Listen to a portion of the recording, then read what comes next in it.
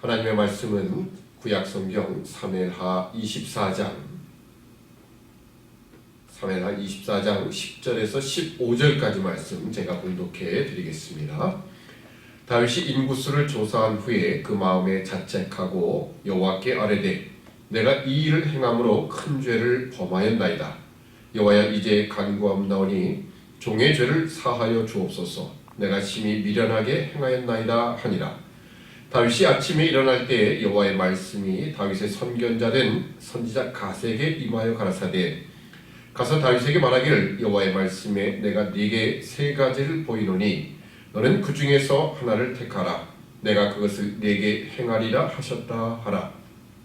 갓이 다윗에게 이르러 고하여 가로되 왕의 땅에 7년 기근이 있을 것이니까 혹시 왕의 대적에게 쫓겨 석 달을 그 앞에서 도망하실 것이니까 혹시 왕의 땅에 3일 동안 온역이 있을 것이니까 왕은 생각하여 보고 나를 보내신 이에게 대답하게 하소서.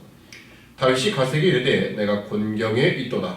여호와께서는 긍휼이 크시니 우리가 여호와의 손에 빠지고 내가 사람의 손에 빠지지 않기를 원하노라. 이에 여호와께서 그 아침부터 정하신 때까지 온역을 이스라엘에게 내리시니 밤부터 브엘세바까지 백성의 죽은 자가 7만이니라. 아멘. 함께 기도드리겠습니다. 사랑의 아버지 하나님, 은혜와 사랑을 참으로 감사합니다. 이 시간도 성령 하나님께서 함께 하시고 도우셔서 오늘 우리를 향하신 하나님의 온전하신 뜻을 깨달아 알 수 있도록 은총을 더하여 주시옵소서. 감사하오며 예수님의 이름으로 기도드리옵나이다. 아멘.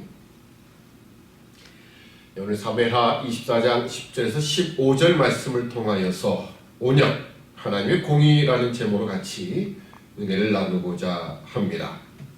오늘 말씀 좀 무거운 말씀이 될 수 있겠습니다.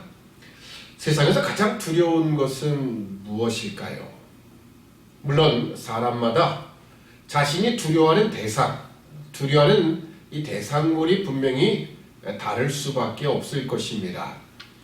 어떤 사람은 사람이 두렵다라고 표현하는 분들도 있고요. 어떤 사람은 권력, 폭력, 이것이 두렵다라고 여기는 사람도 있고요. 어떤 사람은 물론 세상에 존재하는 것은 아니지만 귀신을 두려워한다라는 사람들도 있고요. 그리고 모든 사람이 두려워하는 죽음이 있습니다. 과연 우리는 무엇을 두려워하고 있을까? 오늘 우리가 이 코로나19라는 이 사태를 바라보며 얼마나 많은 사람이 그 보이지도 않는 작은 미물을 두려워하고 있는가라는 것을 너무나 쉽게 확인할 수 있습니다. 다른 사람을 다 제쳐놓고 여러분 자신은 어떻습니까? 정말 눈에 보이지 않는, 정말 존재는 하고 있을까라고 우리가 평상시에는 아무도 느끼지 못했던 그 미물 앞에 우리는 모두가 다 두려움에 떨고 있는 형편입니다. 실제로 나는 아무런 두려움이 없다라고 하는 사람들까지도 지금은 마스크를 사려고 하는 긴 행렬에 자신이 속해 있음을 확인할 수 있을 것입니다. 우리는 과연 무엇을 두려워하고 있습니까? 우리는 가끔 장례식을 치르면서 우리의 가족이든 또 가까운 친척이든 장례식마다 우리가 느꼈던 것은 얼마나 많은 사람이 죽음을 두려워하고 있는가. 그 속에서 오늘 우리가 신앙을 가지고 있기 때문에 우리는 결코 죽음을 두려워하지 않는다라고 우리는 너무나도 쉽게 고백했던 우리들 아니었습니까? 그럼에도 불구하고 오늘 우리는 이 코로나 바이러스로 인하여서 모두 두려워하고 있다는 거예요. 여러분 혹시라도 지금 수많은 감염자들, 또 죽음에 이른 자들까지 포함해서 내 자신도 코로나 바이러스에 감염될까봐 두렵습니까? 우리나라 감염자 수가 이제 9,000명에 육박하고 있습니다. 사망자도 이미 100명을 넘어버렸습니다. 우리도 분명히 죽음에 대한 두려움에 사로잡혀 있는 건 아닙니까? 물론 우리가 이 코로나 바이러스, 우리 스스로가 조심해야 될 부분이 있습니다. 나는 믿음이 있으니 나는 어디 가도 나는 바이러스에 걸리지 않는다. 그럴 수 있는 사람은 아무도 없습니다. 우리 스스로가 조심해야 되겠지요. 그럼에도 불구하고 우리는 과연 무엇을 두려워하고 있는가? 다시 한번 우리가 확인해 볼 시점에 이르렀습니다. 우린 지난 3월 첫 주와 둘째 주에 가정 예배로 드렸고, 지난주부터 우리가 예배를 드리되, 어차피 우리가 예배 드리는 것, 우리는 오전, 오후, 그리고 새벽, 3일, 금요 기도에 우리가 공예배로 드리는 모든 것들은 시작한다, 다시 드린다라고 제가 말씀을 드렸습니다. 사실 우리 교회 전체 인구 해봤자 많지는 않지만 또 주일 오전이 가장 많이 모일 때 아닙니까? 근데 주일 오전은 모이고 나머지 예배는 쉰다라는 것은 사실은 모순입니다. 차라리 오전 예배를, 가장 많이 모이는 오전 예배를 쉬고 차라리 예배를 나누어서 어느 예배든 조금씩 해서 우리가 예배에 참여합시다. 1부부터 7부까지 드리는 한이 있어도 우리가 조금씩 모입시다 라고 하면 상관이 없겠지만 여러 가지 형편상 그것은 불가능하겠지요. 그렇지만 이왕 예배를 드릴 것 같으면 조금 모이는 예배, 그걸 왜 생략하겠습니까? 다 예배를 드려야 맞지요. 여러분 가운데 우리가 지난주 한번 모여보니 사실 절반도 안 되는 숫자가 모였습니다. 우리가 가정 예배를 드리자고 했던 것, 저는 코로나 바이러스가 두려워서 그렇게 한 건 아닙니다. 저는 두 가지 목적이었습니다. 하나는 정부 시책에 호응하는 것이요, 또 하나는 우리가 광야 교회를 우리가 시험해 볼 수 있는 기회다 라고 해서 제가 2주간에 걸쳐서 공예배, 모든 이 교회 안에서 이루어지는 공예배를 가정예배로, 화상예배로 대신 했었습니다. 오늘 우리가 이 예배를 쉼에 있어서, 쉰 건 아니죠. 가정예배를 대체함에 있어서 혹시라도 여러분 가운데 목사라든지 또는 교회가 코로나 바이러스에 두려워서 그런 것은 아닐까라는 생각을 혹시라도 가지고 있지는 않겠지요. 여러분 가정에 스스로 코로나 바이러스, 우리가 많이 사람 모인 곳에 가면 걸릴 수 있어, 그 두려움 때문에 예배에 못 나오시는 것은 아니겠지요. 오늘 우리는 이 말씀을 통하여서 누구의 자잘못을 우리가 평가하려고 하는 것은 아닙니다. 단지 우리는 과연 무엇을 두려워하고 있는가, 그것을 확인해 보려고 하는 겁니다. 어찌 보면 우리는 아직도 세상과 세상의 형편들을 두려워하고 있는 것은 아닌지요. 오늘 하나님께서 이 미문을 통하여 왜 전 세계 사람들이 두려움에 사로잡힐 수밖에 없도록 만드셨을까? 우리는 하나님께서 이 바이러스를 창궐하게 하신 그 이유가 무엇인지 우리는 잘 깨닫지 못하고 있는 것 같습니다. 우리가 한번 우리의 삶을 돌이켜보지요. 지금 2월 말부터 시작해서 지금 이제 3월 말이 다가옵니다. 한 달 동안 코로나 바이러스로 인해서 오늘 한국 사회가 계속 모든 것이 멈춘 듯한 그런 삶을 살아가고 있습니다. 과연 여러분의 삶의 모든 것이 스톱됐습니까? 여러분은 마스크를 사기 위해서 긴 줄에 합류해서 1시간가량 서 있지는 않았습니까? 여러분이 생필품을 사기 위해서 마트에 또는 복잡한 사람들 사이에서 부대끼며 생필품을 사려고 하지는 않았습니까?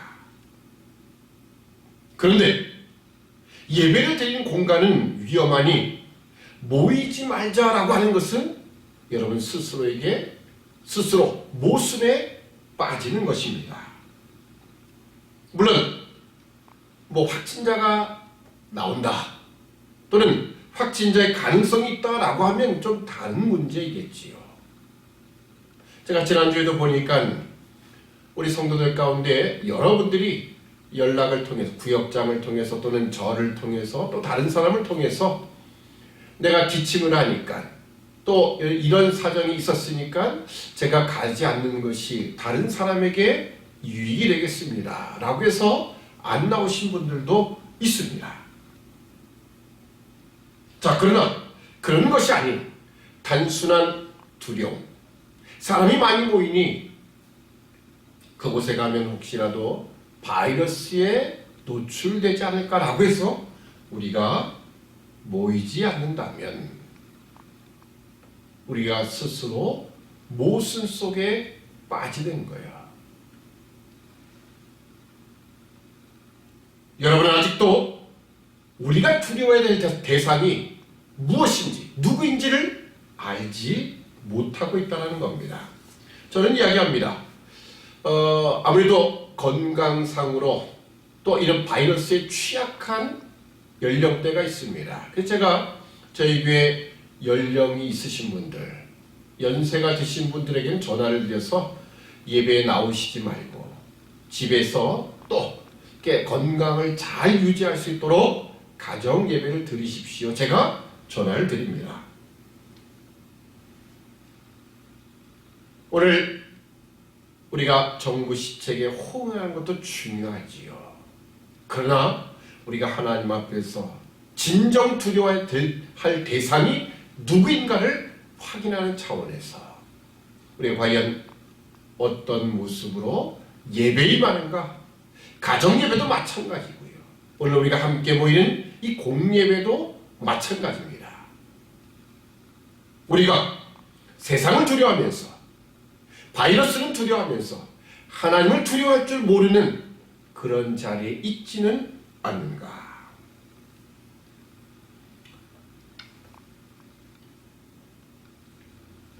코로나19 바이러스가 시작되고 좀 우리 한국 사회에서 31번째 확진자가 나오면서부터 급작스럽게 이 감염 사태가 확장이 되었습니다. 그래도 제 개인적인 생각에는 한 5,000명 정도면 아마 끝나지 않을까 이런 기대를 했었습니다. 근데 이미 9,000명에 육박하는 숫자가 되었습니다. 전 세계적으로도 이 코로나 사태가 이제는 장기화되고 지금 중국보다도 이탈리아라든지 스페인은 더 많은 인원이 지금 사망에 이르게 되었습니다. 하나님께서 왜 이런 사태를 허락하셨을까? 과연 하나님 우리에게 요구하시는 뜻이 무엇일까? 저는 다시 한번 성경을 더듬어 보았습니다. 과연 하나님이 어떤 뜻을 가지고 이런 바이러스로 하여금 우리 인간들에게 이런 엄청난 고난을 당하게 하셨을까? 그래서 오늘 본문인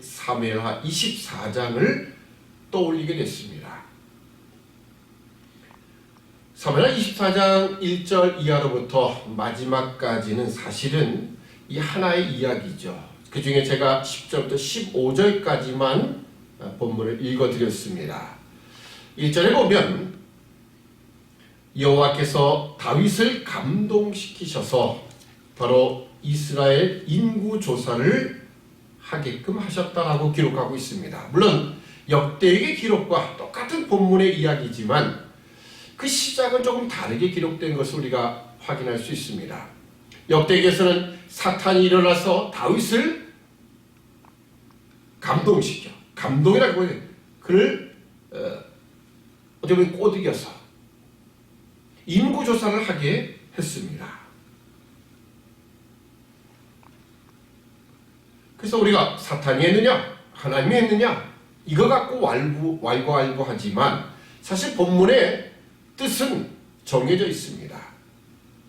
사탄이든 아니면 하나님이 하셨든 여기는 하나님의 뜻이 분명히 들어가 있습니다.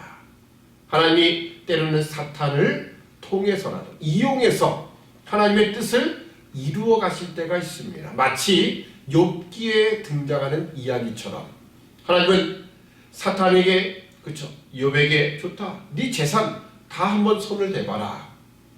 하나님은 욥을 향한 영원한 작정을 이루시기 위하여 사탄에게 그것을 허락하셨습니다.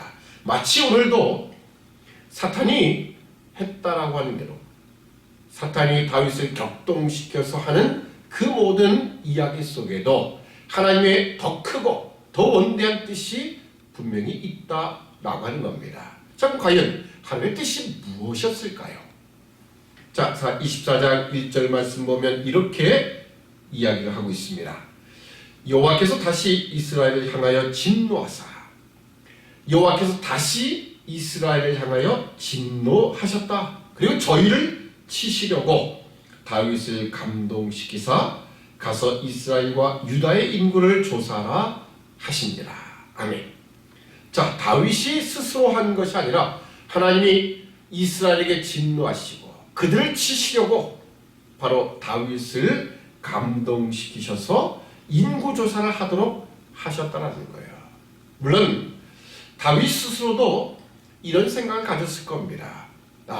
내가 가진 이 이스라엘, 유다 이 나라의 인구가 얼마나 될까? 군사력이 얼마나 될까? 그걸 스스로 확인해보고 싶었을 겁니다.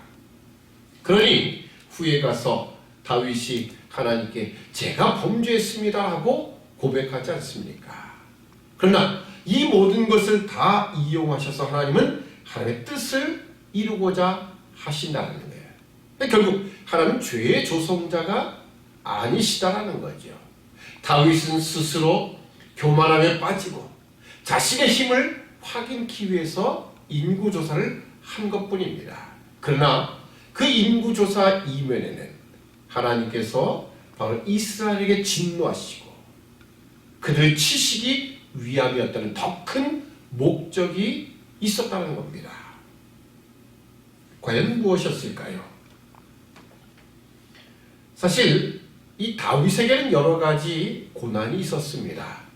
그 중에 하나가 뭐냐면 압살롬의 반역이었습니다. 그 아들 압살롬이 자신 아버지인 다윗을 반역하여 이스라엘 무리를 모으고 그들의 마음을 빼앗아서 결국 다윗을 죽이려고 했었습니다.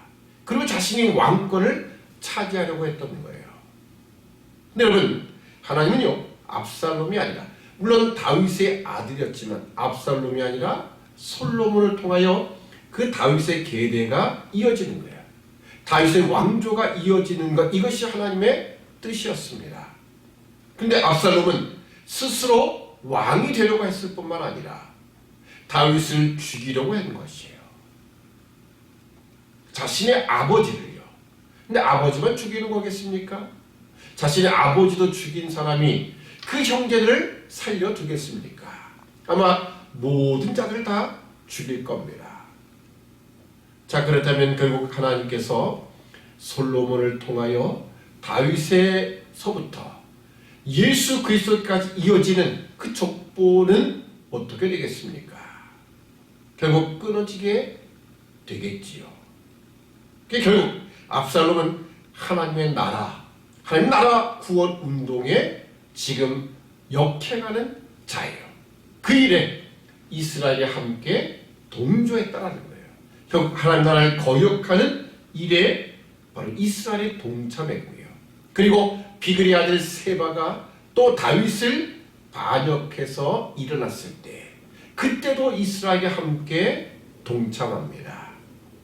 바로 이 모든 것은 하나님 나라 건설에 막대한 지장을 주었던 사건들이고, 그러기 하나님은 이들의 죄를 심판하실 수밖에 없었다는, 바로 그것이 하나님의 공의다라고 하는 겁니다. 하나님의 공의는 죄는 반드시 심판하신다라는 거예요. 그런 측면에서 오늘 이스라엘의 죄악들을 하나님이 그냥 간과하실 수 없다는 거지요. 그래서 다윗을 감동시키셔서 인구조사를 하게 되고, 인구조사를 통해서 결국 이런 재앙이 일어나게 된 겁니다. 자, 우리가 이 재앙의 이야기를 다시 한번 확인해 보면서 오늘 보면 10절 이하에는 결국 다윗이 인구조사를 하고 이스라엘 가운데 80만 그리고 유다 사람 50만 총 130만의 인구가 계수가 됩니다. 율법을 보면 인구조사가 다 나쁜 것만은 아닙니다. 율법에 보면 하나님께 성전세를 바치기 위하여 인구조사가 시행됩니다. 그렇지만 오늘 다윗은 율법의 내용대로 하나님께 성전세를 드리기 위한 목적이 아니라 자신의 군사력이 얼마나 강한가, 이걸 확인하기 위해서 바로 그는 인구조사를 했던 겁니다.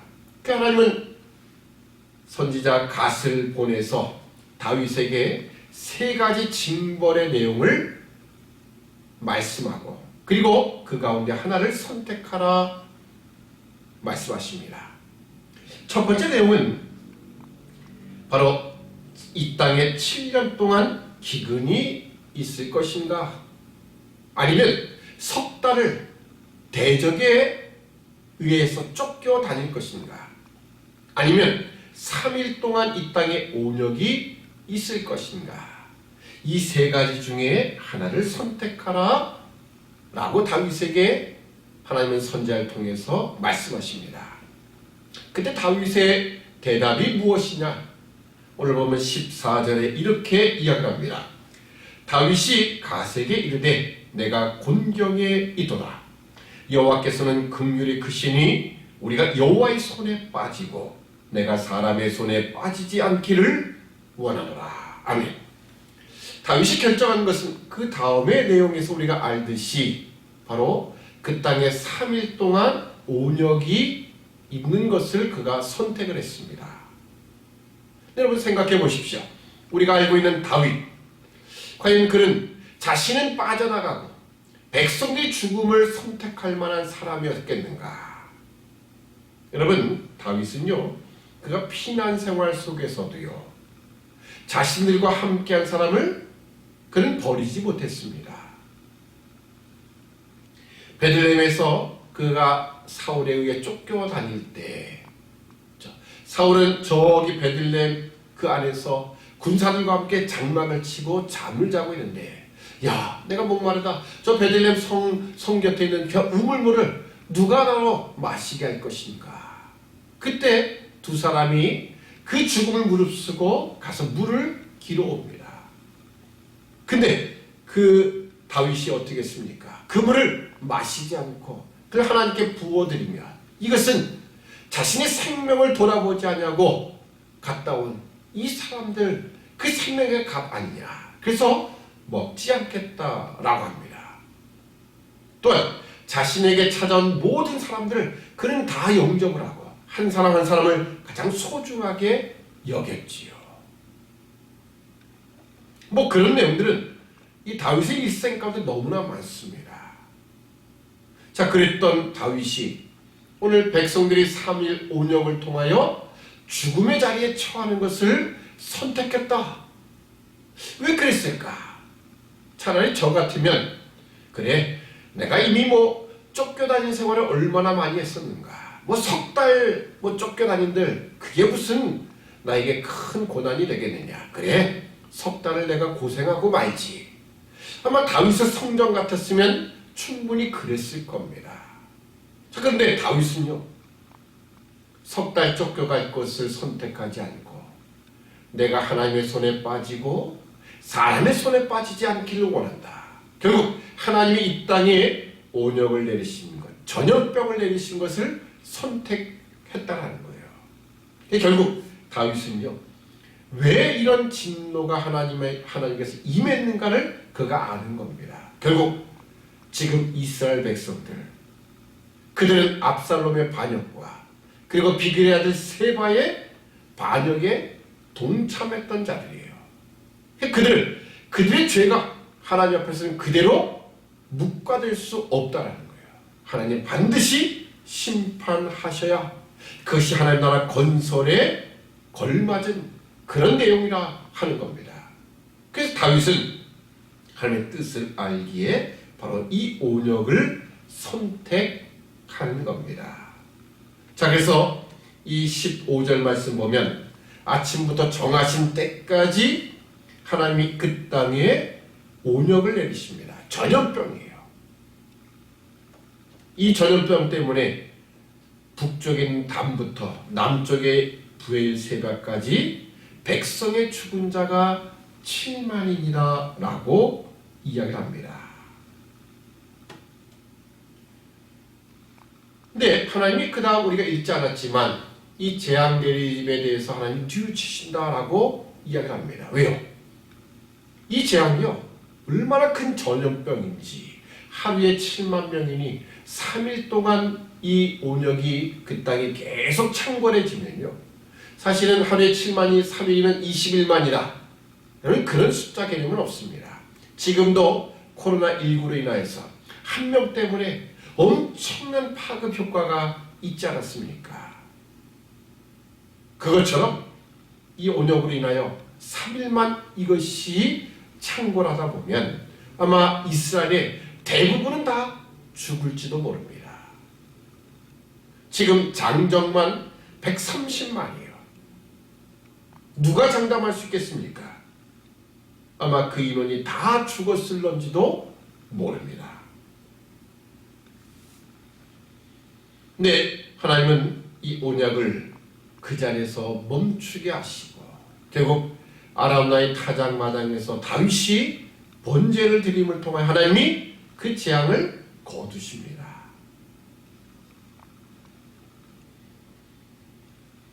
우리는 이 사건을 통하여서 오늘 우리가 과연 이 땅에 코로나 바이러스가 창궐하게 되며 잠깐 주춤하며 이제 하얀 곡선을 그리는가 했더니 다시 이곳저곳에서 집단 감염이 일어나고 다시 이게 창궐하는 건 아닌가라는 그런 두려움에 사로잡히게 되었습니다. 여러분, 우리가 기억할 것은 왜 하나님이 이 코로나 바이러스로 오늘 이 땅에 또 전 세계에 이런 어려움을 당하게 하실까? 우리가 먼저 기억할 것은 이것은 바로 하나님의 공의로 우리의 죄악을 심판하시는 것이다라는 것을 우리가 기억해야 됩니다. 동시에 우리가 진정 두려워해야 될 대상이 누구인가를 확인하는 시점이 될 겁니다. 제가 서두에 말씀드렸죠. 우리는 각자 두려워하는 대상이 다릅니다. 근데 지금은 모든 사람들이 코로나 바이러스를 두려워할 수밖에 없는 상황에 이르렀습니다. 목사는 어떨까? 물론 글쎄 조심은 하지만 저는 그렇다고 이 코로나 바이러스를 두려워하지는 않습니다. 제 자신 스스로는 그래 코로나 바이러스 와라 내가 씹어먹으마 저는 그렇게 생각을 하고 있어요. 여러분, 정상적인 사람은요, 그러니까 제가 그래서 노인들, 연세드신 분들 또는 병력이 기저질환이 있으신 분들은 조심할 필요가 있다라고 말씀을 드리는 거예요. 그래서 제가 연세드신 분들에게는 집에서 가정 예배를 드리시며 조심하십시오. 건강을 잘 유의하셔야 됩니다. 라고 전화를 드렸어요. 여러분, 일반적인 우리 정상인들은요, 사실 바이러스가 들어와도 내 안의 면역 체계가 그것을 다 이겨내도록 합니다. 근데 과연 우리는 정말 두려워하는 대상이 누군가? 라는 것을 우리는 확인하지 못하고 있어요.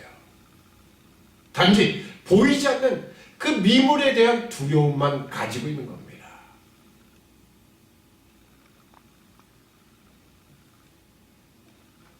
우리는 이 시점에서 우리가 가장 두려워하는 것이 무엇인가를 되짚어 봐야 할 것입니다. 코로나 바이러스입니까? 아니면 세상의 권력입니까? 돈입니까? 아니면 죽음입니까? 여러분, 우리가 마땅히 두려워해야 될 대상은 오직 하나님 한 분뿐입니다.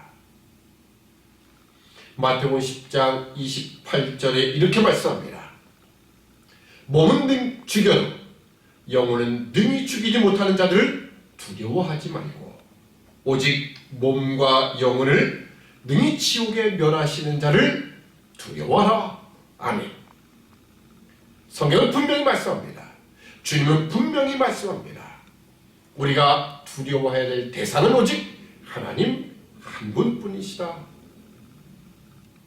이 코로나 바이러스를 통하여 바이러스를 두려워해야 될 것이 아니라 이 코로나 바이러스를 통하여 우리에게 말씀하시고 그 뜻을 깨닫게 하시고자 하는 그 하나님을 우리가 두려워해야 한다는 겁니다.